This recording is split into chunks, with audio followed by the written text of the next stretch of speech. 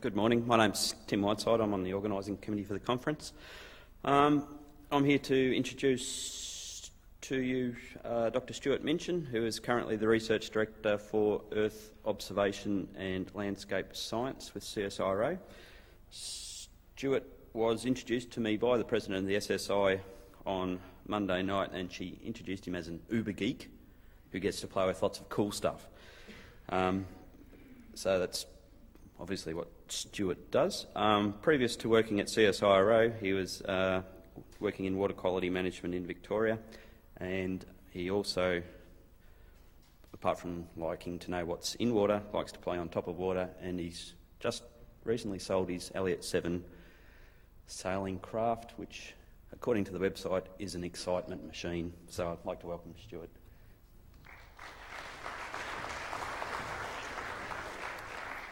Well, good morning, everyone. When Renee asked me to give this talk, she said, I want this talk to be future-focused. Don't, tell us what's going to happen out there. Make it geeky. So, first warning, highly geeky content, all right? So, I'm going to be doing some jumping in and out of PowerPoint during this talk. I'm actually going to be running a virtual machine with Windows inside my Mac up the top there. There's going to be Google Earth and a few other things running as well. So if you see smoke and flame appearing from the top corner, it's because the laptop's carked it. So without further ado, I'll move on. So many of you would have been perhaps intrigued by the title that I gave to my talk. So first of all, I'm going to explain what a metaverse is, and then talk a bit about how we can populate it. And this is really where the title came from. I'm going to talk about synths, pipes, clouds, and wisdom of crowds, and then really look at what's coming over the horizon and what challenges that raises to our remote sensing and photogrammetry in future.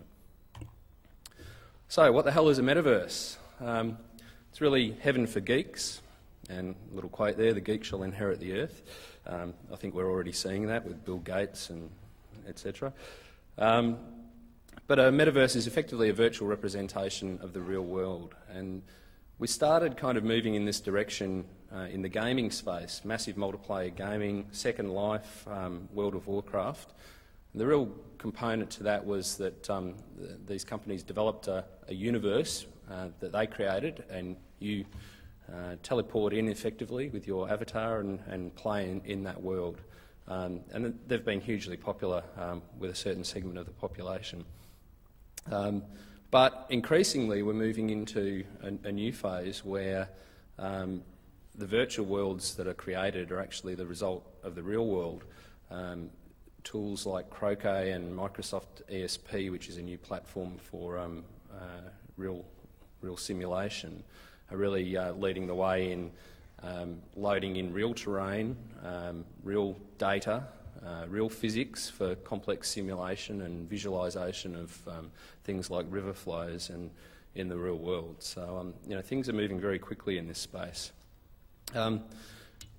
Most of you have seen Second Life. I've deliberately not shown a live version of Second Life because last time I did that, my avatar was standing on the screen while I was talking to a group of people, and a female avatar walked across and undressed in front of me.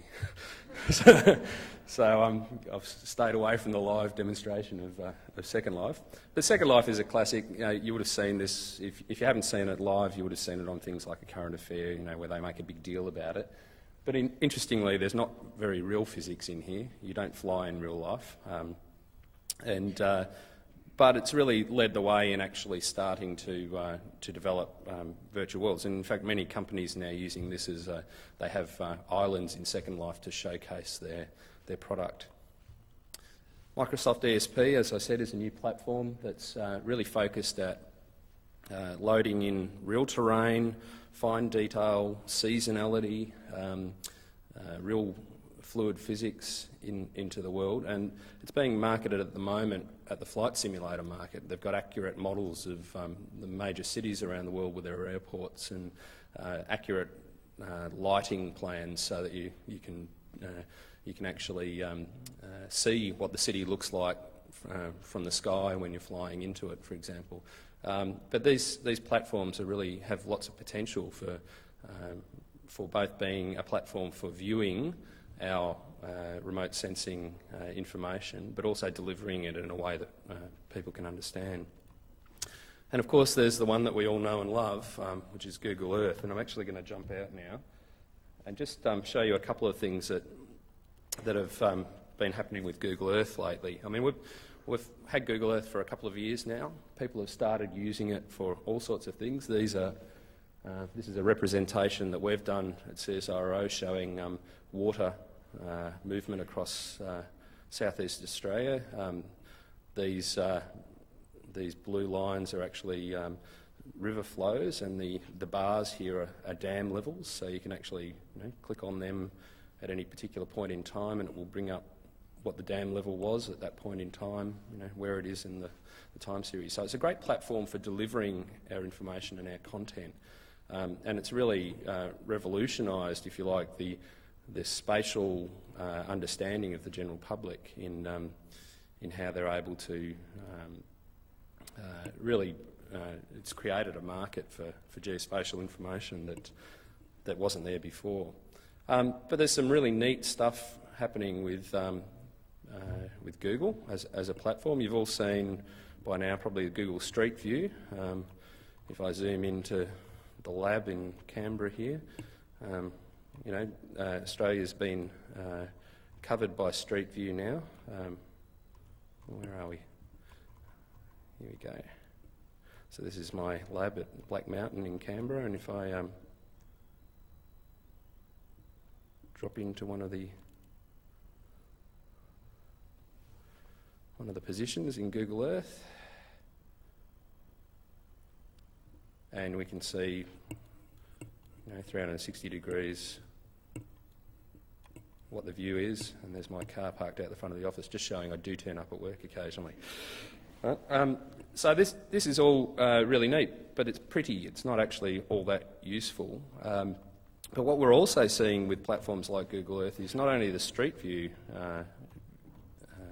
revolution, which is really focused on prettiness and imagery, but if I go across to the US somewhere here, and it's all upside down, but that's all right. If I go into something like Los Angeles, what they're starting to do in Google Earth is not only provide the Street View, which is the same sort of thing that I just showed you for Canberra. We'll just drop in there. But if I exit that photo and pan out a little bit, what you'll see is that they've got 3D models of the whole city, and this is the case for multiple cities in the US. They've done it for Tokyo now, and they're capturing this all around the country at the moment to really create what is effectively a full 3D representation of what the real world's like, and they layer these images over the 3D models that they've created of the cities. Now, so we're getting closer and closer to having a real representation of the world in tools like this.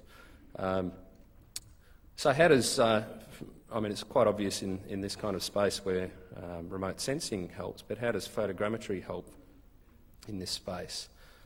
And I'll just close Google Earth before the computer loses it.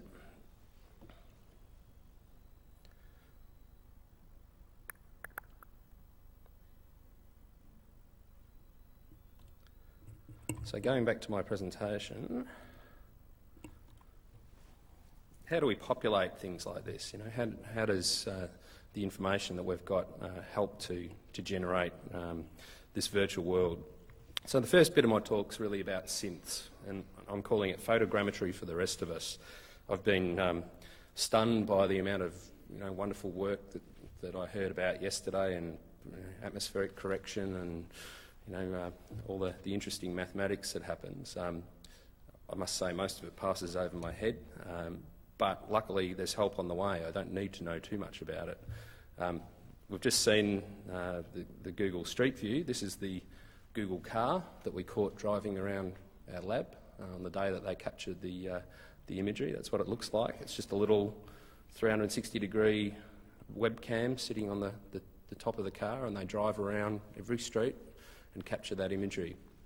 That's all very neat, but as I said, it's actually just capturing pretty pictures effectively that's overlaid at points.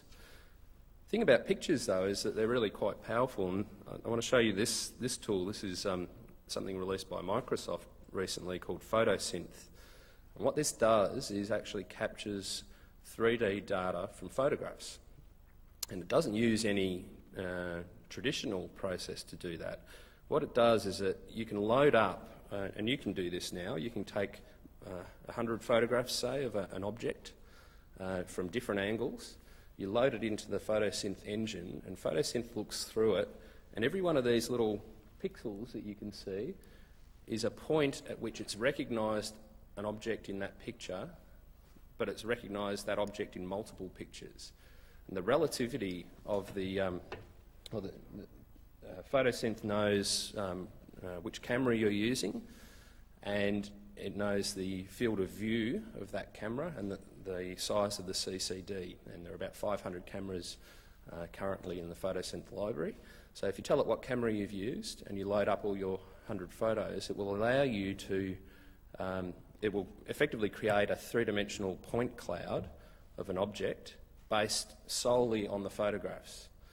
And that point cloud, each of those pixels is relatively georeferenced to, so you can actually take measurements from the point cloud, for example.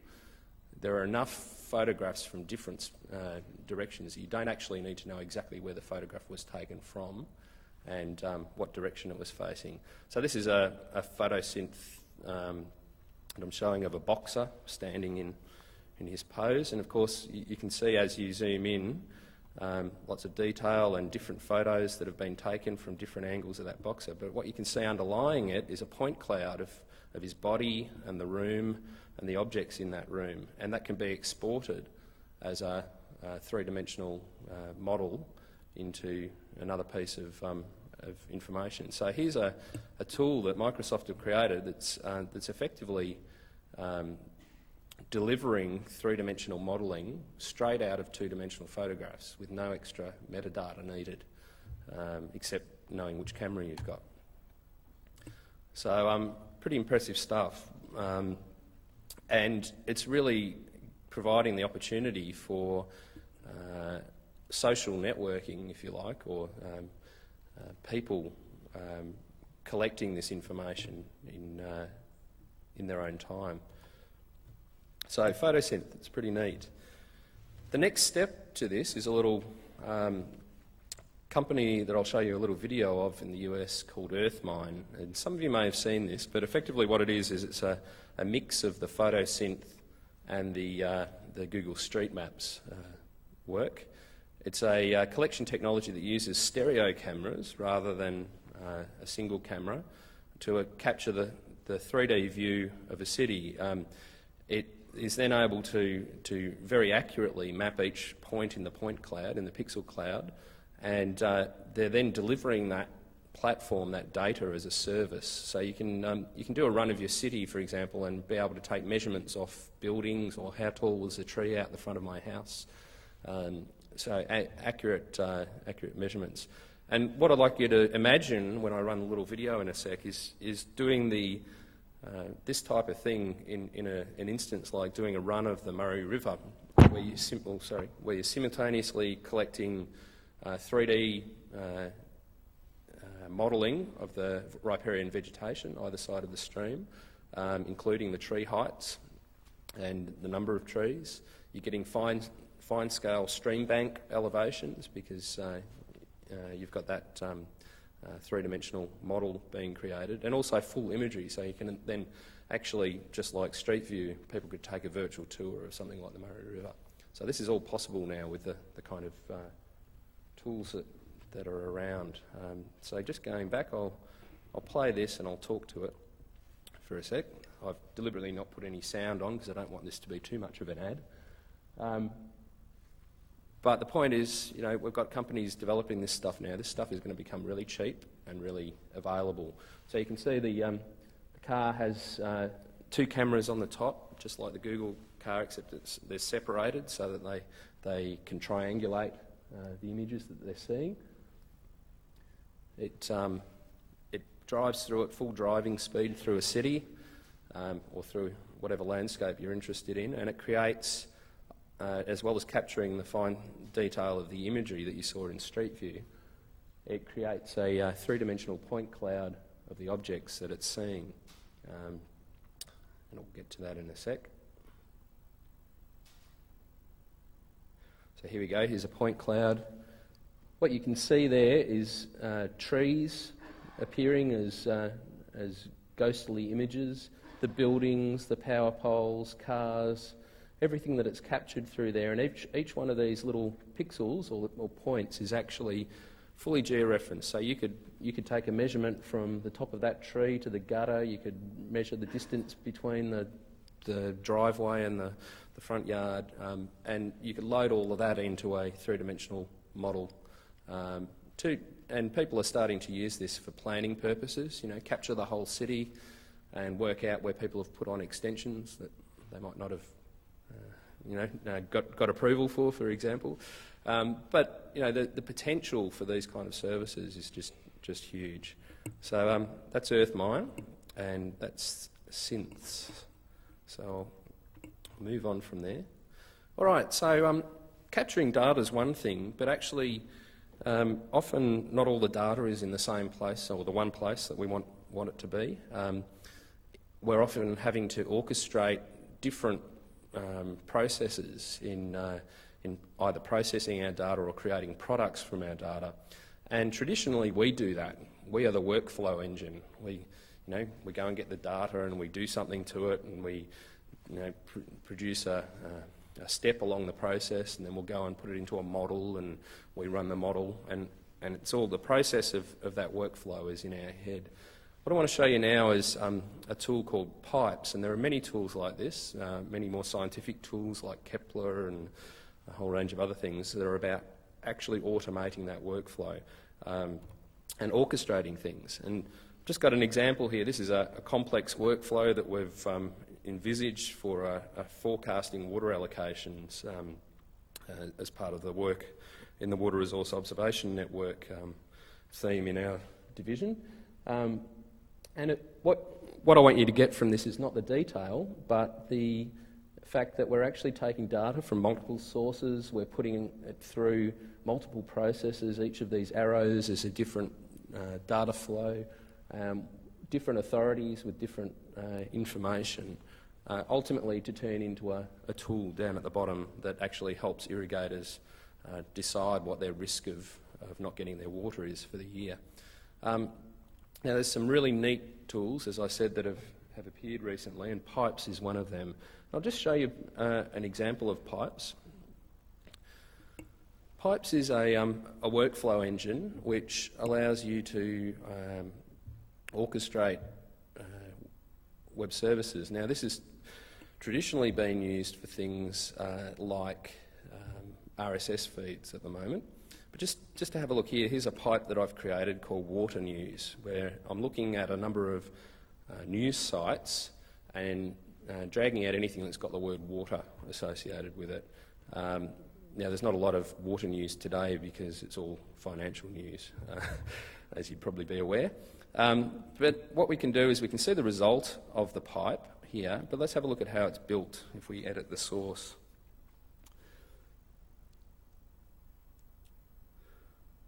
So what it is a graphical workflow engine. We've got sources of data here that we can include, and we can fetch CSV files, we can fetch a feed of RSS data, we can fetch data in an XML format, we can fetch photos and various other things. We can do things to it. We can add, we can get the user to input some stuff like a search term. We've got operators. We can filter and count and loop and regular expression and extract things from that data. So all I've got here is a very simple thing, and it's doing a fetch feed. It's fetching some RSS feeds from news.com.au and the ABC. I'm putting them all into one funnel through a union box and then filtering it for, and I'll move across a bit, filtering it for anything that contains the word water, and delivering the output. And you saw what the output was. It was one news story, and I can resize this here to show you down here the result about a humpback whale being put down. But you can easily create a new step in that process. So if I bring up something like the Babelfish service, which is served by someone else, in another place, but this is just a link to it. I can take the output from that and feed it through the Babelfish service and feed it back into the output there, and decide what language do I want it to translate to. English to French. There we go. And okay, it's changed it to French. Now if I save that,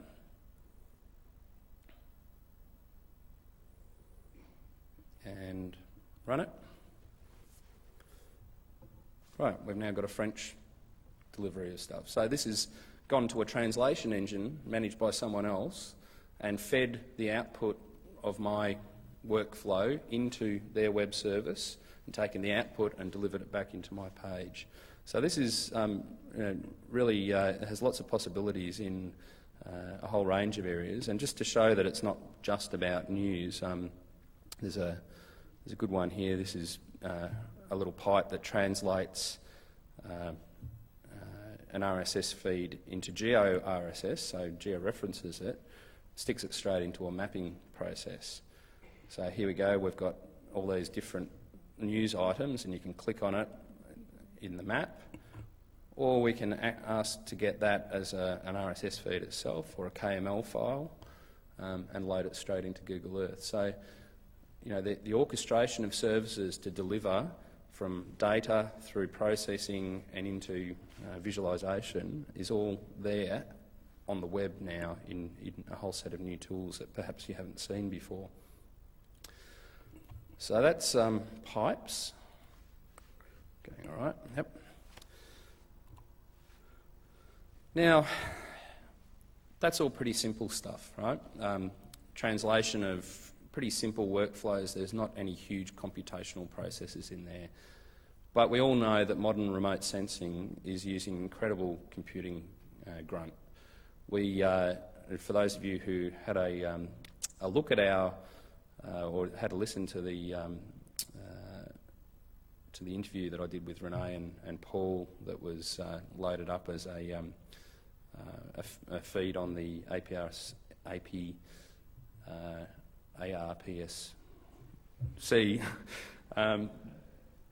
website, you would have heard us walking through the big facility that we've put in at Black Mountain, which is being heavily used by a remote sensing group to both store and translate imagery. We've got 60 terabytes of data stored there already. We've just upgraded it to 170 terabytes because of the volumes that we're receiving. And that kind of amount of data and level of calculations that are needed really need significant computing grunt. So I want to talk to you about a thing called cloud computing. Sorry, this was a slide to make exactly that point. When you're taking multiple sources of data, but the sort of problems we're trying to solve in terms of data assimilation and calculation need lots of data. And the traditional way is to build your own cluster. That's what we've done at Black Mountain. We spent $1.4 million putting our cluster in. It's been a great investment in terms of the use and the facility that it's provided us. But it's got to end somewhere. What do we do in 2 years' time? Do we spend $4 million on a cluster to put in? So how are we going to scale these kind of issues, and how are we going to deliver the kind of computing grunt that we need in ways that maybe we haven't thought about all that much yet? So cloud computing came up as and was named as a response to this classic diagram that everyone used to draw for networks, which had the internet as a cloud. And that's where the name came from. And it was that's where magic happens.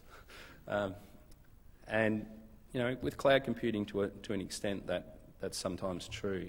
So what I want to show you here is a tool that's been released by Amazon. There's a bit of writing on here. You can cruise through it at your leisure. But Amazon has released a web service called EC2, which is their cloud computing web service. What you're able to do here is effectively create virtual machines and rent them on a per-hour basis. Now, the kind of machines that we're doing here, strangely, when I found this information, pretty much matched exactly what we've got in our cluster in terms of one EC unit is the equivalent of a 1.2 gigahertz Opteron or Xeon processor machine, and you can see you've got different scales of types of instances of that computing. So here we've got the high end 7 gig of memory, 20 compute units with 8 virtual cores,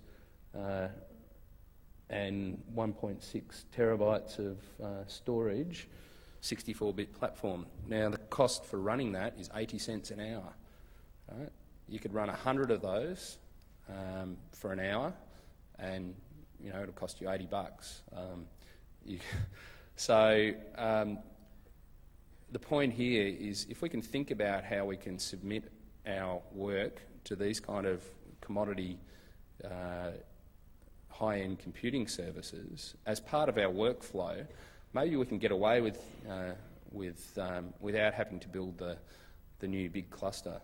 Or maybe this has a role to enhance the cluster for certain jobs, because at 80 cents an hour, you can spend a lot of money before you get to 1.4 million, and you only are using it at the time that you're actually doing the calculations. So you don't have to invest in the hardware that sits there for hours not being used because we haven't got time. So I just want you to think about how we can utilise cloud computing in the future to do some of the things that maybe we either don't try and do now or aren't able to do. All right, wisdom of crowds. The tagline here is because people power is still important. Computing's all fine, but sometimes you need a person to make a decision. And that's where this comes in. The Mechanical Turk. How many of you have heard of the Mechanical Turk? Okay, a couple. This was a great hoax back in the 18th century where they sent this automaton, robot, effectively, around to all the courts in Europe and challenged people to chess matches. And everyone was amazed that this automatic man could actually play chess like a grandmaster and beat everyone at chess. The truth of it was that there was actually a grandmaster dwarf that was hidden away in the bottom of this, controlling the motion. And this is where the Amazon again has come up with their Mechanical Turk service. They call it artificial intelligence. Right? So what they've done here is they've created a service that allows you to use people power. So what you do is you split your work into definable units of work called human interface tasks, HITs. You submit it to a market, people bid on that task, and you specify the data formats and the quality and what you want from that process, and they bid on the unit cost of that. And there's a couple of examples here. You might have heard about a year and a half ago, lead engineer in Microsoft, Jim Gray, went missing in his yacht off California. Now, the family were pretty keen that they wanted to look at every avenue for finding out where the yacht had gone. So they got a whole bunch of satellite imagery from that area where he went missing. But the volume of it was huge, and they couldn't, they would need to go through it in fine scale. So they arranged a Mechanical Turk service, and actually 12,000 individuals took part at scanning components of that imagery. Now, they didn't find the yacht, but the point was that the family were absolutely positive from that point forward that there wasn't any evidence in that imagery that might have helped. And very similarly, when billionaire Steve Fossett went missing, a similar process was used to target crash sites, looking at fine-scale satellite imagery of a post when he was thought to go down, places that the search team should go and look because it looked like there might be debris or something around that place. So it's a great example of how we can use people power, and you don't have to necessarily hire the people in your own organisation to do it. This is an example, and Arthur Reed in his talk later today will be talking about the clean-up of the shuttle radar data that we're doing to create a new national DEM. And he's created a great tool here for automating that process for the people that are doing it. Now, it's kind of a matter of do as I say, not as I do, because we're hiring a bunch of people who are going to sit down and click away at this and look at each image and clean it up automatically. But this is the perfect kind of example of something that you could submit to the Mechanical Turk service and get it done for, 20 cents an image rather than hiring people for 3 months to grind through what's a pretty boring task. Another example, the innovation marketplace. How often as scientists do we think, well, we've almost got a perfect tool here if we could only crack that problem, and we never find the time to crack that little issue, or we don't find the funding to do so, or we can't interest anyone else in solving a problem. This is a tool in the US called Incentive, which is effectively a marketplace for innovation. So you can put up a problem here, like this company has done, where they've got a problem. They want to be able to distinguish between foam on the liquid surface and the liquid level in closed vials. That's worth $20,000 to them, right? Now, they're willing to pay someone $20,000 to solve that problem, and they've got a whole bunch of backyard inventors and stuff all ferreting away on that problem because they've put it up as a problem that they want solved. If someone solves it, they pay them 20 grand and they own the IP and they've solved their problem. So, think about new ways of how we can maybe solve steps in our information chain. I'm not going to talk too much about this. This is just an example of the Institute for the Future in the US have created a game. And the idea here is that it's a massive multiplayer game where they get lots of people to log in, but they're trying to simulate what might happen in that game, for example, if there's a pandemic. How do people react? What are the incentives that drive people to do certain things? And using that as evidence, if you like, for how future policy might develop. So crowds and people power has a real part to play, and just urge you to think about how you can maybe utilise that in the future. All right, we're nearly there. Where to next? And I just want to give you a couple of ideas. This is about as geeky as you can get. Augmented reality, right? This has been talked about for a few years, but it's getting close to reality now. The virtual world overlaid on the real world. Heads-up displays, kooky costumes. Now, this is moving rapidly, and many of you think that I wear my sunglasses on my head because I like wearing Oakleys, but I've got a special set of sunglasses that provide... No, I'm only joking. But it's not going to be too many years before we get to that point, where you can actually have a heads-up display, an overlay on the real world that actually provides information from the virtual world and overlays it on the real world. And I think it's actually closer than even most people think, because we've actually got the Metaverse platform in a pocket.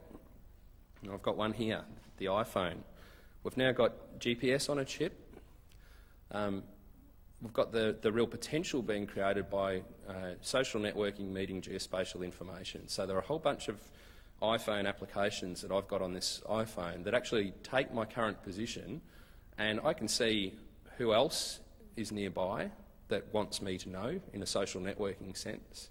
I can see tags of photos that are left by other people in particular places, because it looks at where I am and then it goes onto the web and it says who else has been in that location and what have they left behind. So I think we're going to see a real explosion in social networking and geospatial information. So people tagging the real world, effectively. Not only is it a Metaverse client, but it's effectively a collection tool. We talked about Photosynth before and those kind of things. Well, here we've got a camera that's got a known focal length. We've got an orientation device that knows which way it's being held, and we've got a location, right? So people can take a photo, and when you take a photo on the iPhone now, it asks if it can tag it with your location. We're going to have a whole bunch of information that people have tagged that of known location, known field of view. You know, how are we going to utilise that information as things go along? And you know, in the really geeky world, I want to move to the next slide, which is, you know, what's the future here? Can we see mobile augmented reality? It's not ready for our sunglasses yet, but maybe your iPhone screen will look like something like this in a year or two. So here I've got a view from the iPhone camera, right? So if I hold up the camera and I point it at a building, what do I see on the screen? Well, I see the image, but I also see overlaid information that's been tagged by other people. Here, someone's tagged this restaurant as good eating. They've tagged this laundry as having lost their clothes. So this is public information that people have tagged. My network of friends who know who I am also tag things. My Facebook friend lives there. So the potential for incorporating overlays of the virtual world with the real world is pretty close and technically possible now. You tap on that, it shows you the satellite view and maybe the route that you're going along. So there's real possibilities, I think, and I think that the key message I want to leave you with here is, you know, is this all fantasy or is it actually closer than we think? Last year I was at a conference where Microsoft were talking about the amount of money involved in things like the search and location-based advertising market, and they estimated that last year, the last financial year, it was $40 billion. That was what it was worth to them, and that they estimated that this year it was going to be $80 billion. Right? Now, that was before the financial collapse of the US banking system, but the point here is that we're talking huge quantities of money, and if you think that this isn't going to totally drive the accessibility of location-based information, geospatial information, remote sensing information, far more than governments can afford to invest, or then, you know, I urge you to think a little bit harder. So what I'm saying is that traditional access to remote sensing products and photogrammetry services are actually likely to be significantly transformed by the public, by the market, by the consumer at the moment, through intermediaries like Google and Microsoft and all those sort of things. And I also think there'll be increasingly an availability of detailed location tag content and photography from tools that are emerging like the iPhone. So you're all the innovators and professionals in this space. Are you ready to develop the tools that make use of this? All right, thanks.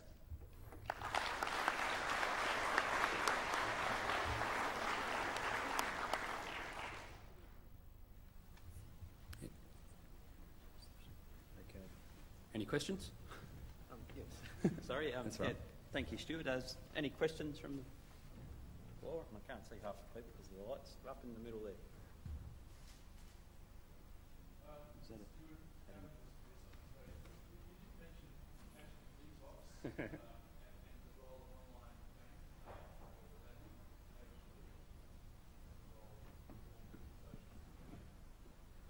Yeah, thanks, Adam. What Adam's referring to is a little project that I got involved with about 6 months ago with the ABC, where they wanted to. They came into my office and said, "Look, we think we want to develop a game, an online game about catchment management, but we don't know how to do it." So we worked with them and developed an engine that incorporated our knowledge of how catchments worked, and they built a neat web front end to that and launched it as the centrepiece to National Science Week this week, about 4 or 5 weeks ago. What that really did was, in the three weeks that the launch kind of occurred, we had 150,000 games played by people around Australia.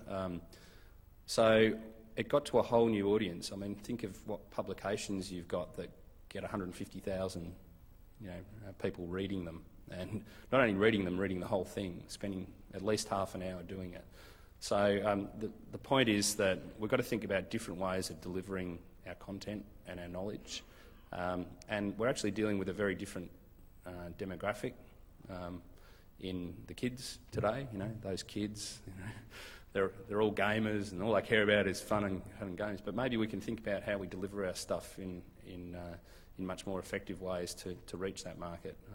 So I think there's real opportunity there, not only as an engagement tool, but as a delivery platform for our science in future. Okay. Any more questions? There's one up there, I think.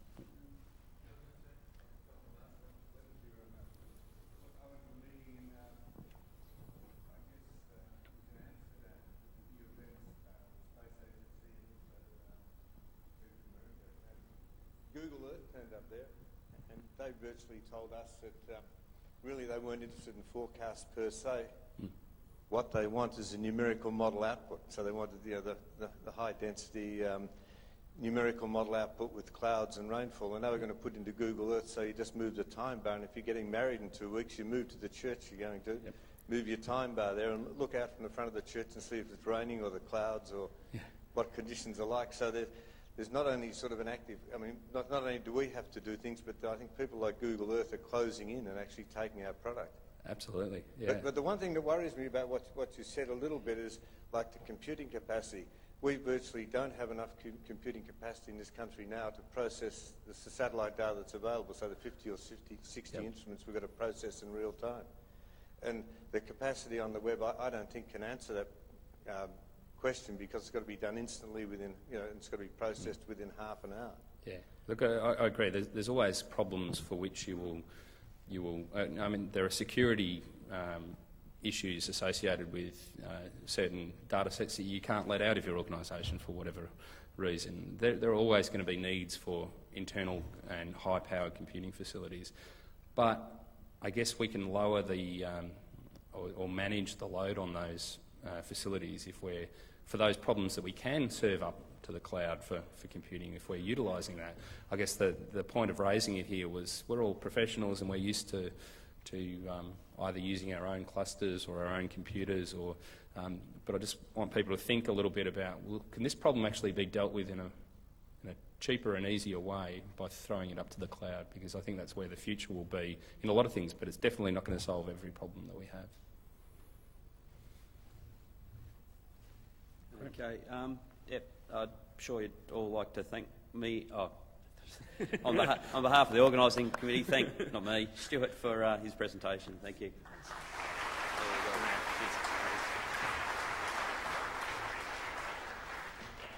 Okay, just been notified that